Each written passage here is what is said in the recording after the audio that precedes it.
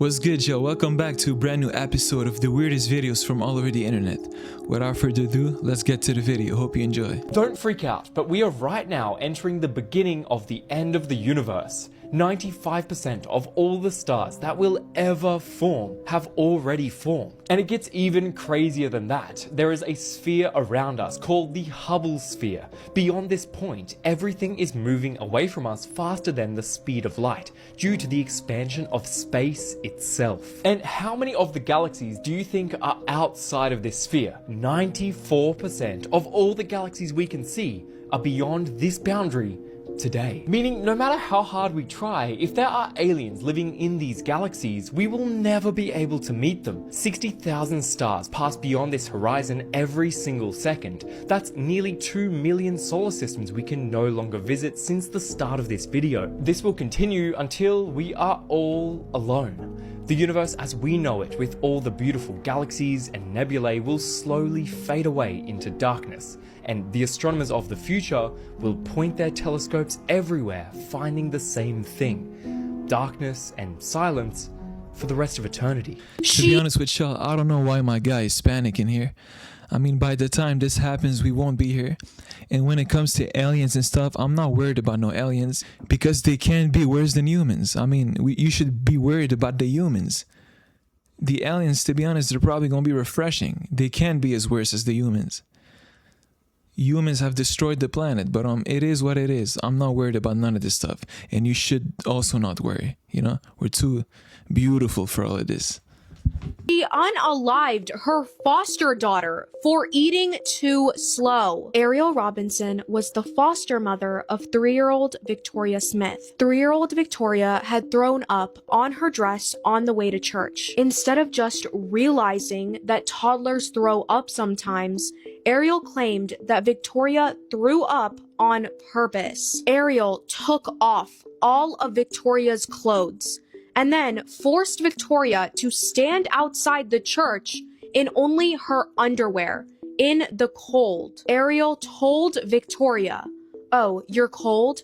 Girls that make themselves throw up deserve to be cold." The next day, Ariel lost her temper because Victoria was not eating her pancakes fast enough. Ariel's husband, Austin Robinson, could hear Ariel beating Victoria with a belt and a heavy paddle from outside the house. When Austin walked back inside the house, he saw Ariel standing over Victoria with a belt, yelling, "You don't get to tell me when you're done." During the beating, Victoria lost consciousness and went limp. So Ariel called emergency services and made up a bunch of excuses as to why Victoria was unresponsive. 3-year-old Victoria passed away. The beating was so severe that Victoria bled out internally from the waist down. Austin received 20 years in prison for aiding and abetting, and Ariel received life in prison. What I don't understand is that you can choose to foster a child. So did Ariel just foster Victoria to abuse Victoria? Like, I genuinely do not understand. But what do you guys think about this case? Well, I'll tell you what I think. First of all, jail forever. I mean, this is not a human. Second of all, she's 3 years old. She's not eating fast enough to your liking. Don't take care of her. You know what I mean? Matter of fact, she's a toddler. She's doing what toddlers do. That's the whole point. It's up to you to be an adult and take responsibility. You don't get to harm them. Third of all, when a child isn't eating fast enough, you don't attack them like you're Mike Tyson, you know? I mean, I can't even believe I'm saying these things. Like, we should all know this.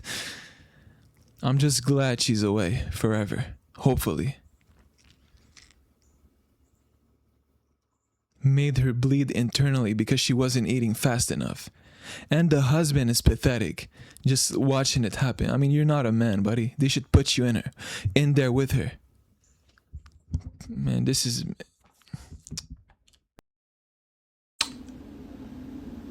How much crazier does this stuff get? I made a video the other week talking about Doja Cat's song, Paint the Town Red. I was pretty much just saying that so many people on TikTok, young kids that have no idea what the song stands for, what it's about, what it represents, any of that, or just dancing along to it mindlessly.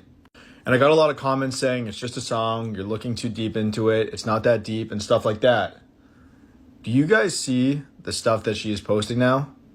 I looked through her Instagram for literally 2 minutes, and every single picture is stuff like this. And guys, let me tell you, the devil is not hiding anymore. We have people with millions and millions and millions and millions of followers completely pushing it into your face, and everyone's entitled to their own opinion. Everyone's entitled to their own values. But the thing is, me, a follower of Christ, a man of God, it's extremely sad to see stuff like this. And I'm going to talk about it on my account and bring awareness to it, because I think a lot of people just don't realize the crazy stuff that is going on right now.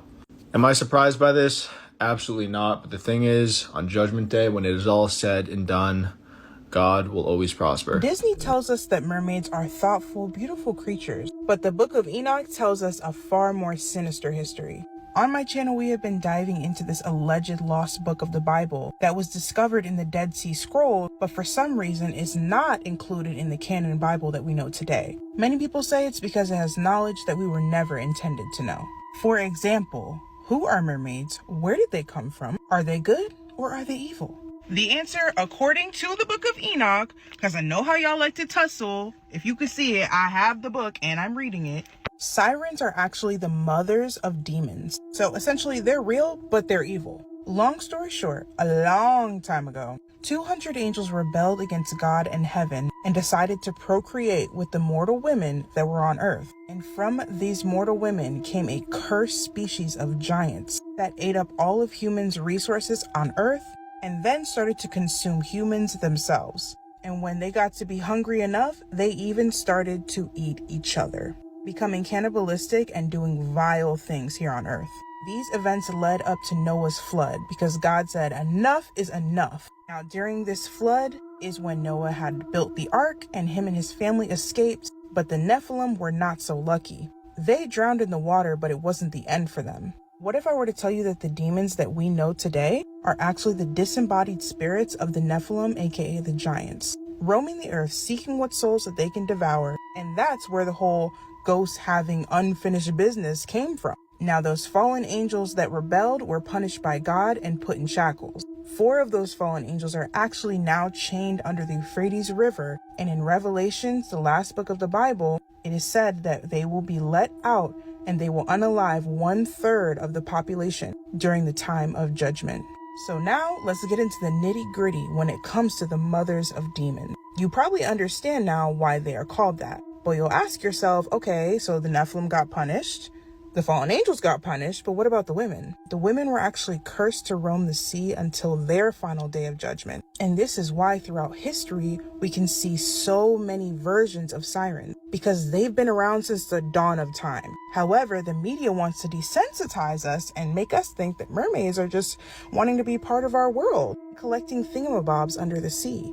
That's not the case. And if you're still questioning whether or not sirens exist, just think to yourself that only 5% of the ocean is discovered. Who are we to say that we're the only ones living here? I mean, if you just look at history, mythology, you will see so many times that sirens rear their ugly head up from that water in so many different countries. You see them in Slavic folklore called the Rusalkas. You see them in African folklore called Mamiwata. You see them in Inuit folklore called the Kalupalik. They take many forms, but best believe none of those forms look like Ariel from The Little Mermaid. I hope this answered your question. I can definitely do a part 2 diving deeper into what I'm reading in the Book of Enoch. I always like to cross-check it with the Bible because I do not read the Book of Enoch as scripture. I read it as history, if that makes sense. As always, make sure you guys like and follow and comment down below what you think. I kind of get what she's trying to say, but you can apply this same thing to multiple mystical creatures and like stuff from the mystical realms, you know what I mean? Like gremlins, the Loch Ness monster, Bigfoot. It's not just the mermaids. And to be honest, I don't need to hear all this for me to know this about mermaids. I've always felt this way ever since I was young. I remember watching a Harry Potter movie and like there were these ugly mermaids. They initially come out of the water looking very seductive and beautiful to seduce the men, but once they pull you underwater, you know, they start looking like Shrek. All the attractiveness goes out of the window. But yeah, like who cares about mermaids? And she said that mermaids don't look like Ariel, meaning that they aren't pretty. But like most of the things underwater in the ocean aren't pretty. Have you seen the fish? Have you seen how the life down there in the ocean look like? None of them are attractive. Like, you can probably say that dolphins or belugas may be a little, you know, better looking than the others. I would personally call them the models of the ocean. But I mean, have you seen eels and like sharks and stuff? Very unattractive. Sea wolves are exactly what you think they are. Let's talk about it. And I don't mean lobos del mar, no, actual sea wolves. You see, wolves don't get enough credit for how stubbornly adaptable they are. They're like intercontinental canine cockroaches, and when humanity nearly wiped them off the map, a small group of gray wolves started moving marine. Friendly reminder, but if you see a mammal, assume they can swim unless they prove to you that they can't. And sea wolves have been on record swimming 7+ miles between islands and outcrops looking for food. So if you're on a boat off British Columbia, the chances you see a wolf are low, but never zero. That's how the wolves swam to Vancouver Island, and how they got their name, the Vancouver Island sea wolf. But what also makes these wolves different is over 90% of their diet comes from the sea. Instead of the classic bison or elk, these wolves go for seals, otters, but also clams, crabs, mussels, and barnacles. Now what if I told you these wolves have even more surprises? Alright, so in British Columbia, invasive green crabs have become a huge problem, as invasives usually are, to the point where scientists and fishers have set up traps to try and control them. Except the traps kept coming up damaged, and because a lot of the compromised traps were placed deep underwater, the suspect was assumed to be something seal-like. Except,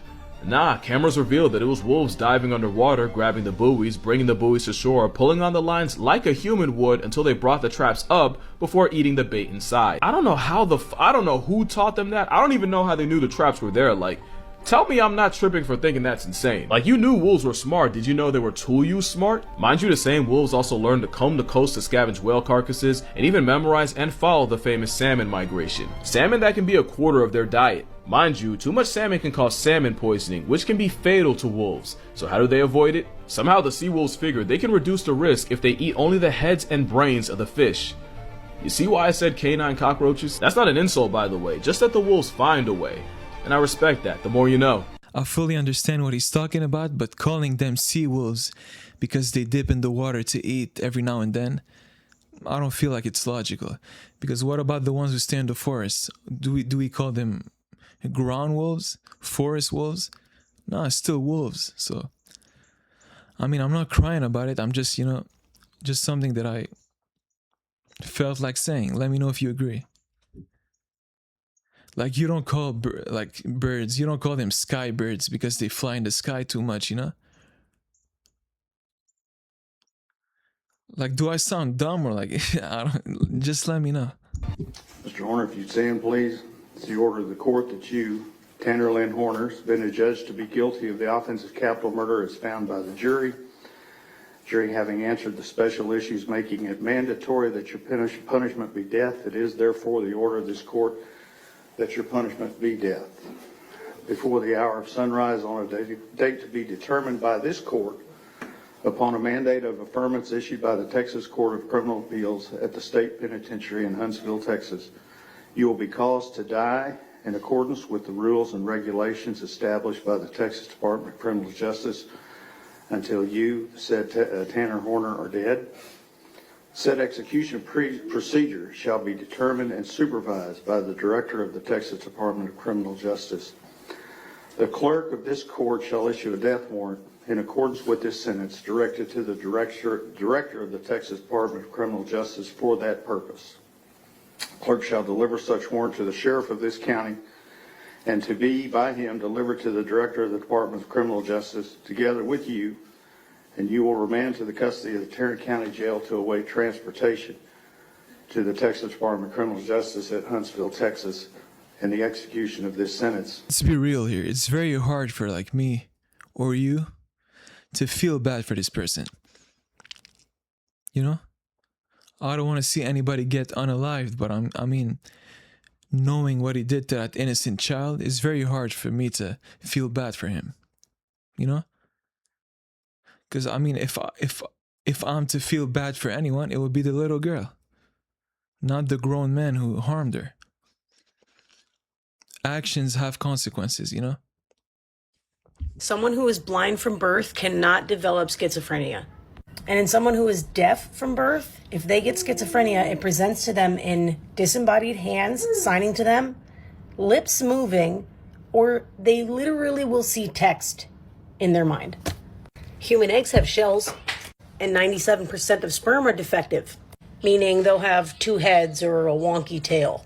Your ears never stop hearing. Your brain just chooses to ignore sounds while you sleep. But there is a sense that your brain does shut off while you're sleeping, and that's your olfactory senses. You can't smell in your sleep, which is why a lot of people die from toxic smoke inhalation during house fires. The average speed of a sneeze is 200 miles an hour.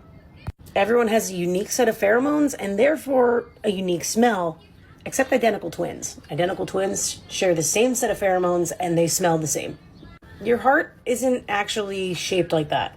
Your heart is actually one super long muscle that's been coiled up. It can actually be unrolled if you take it out of the body.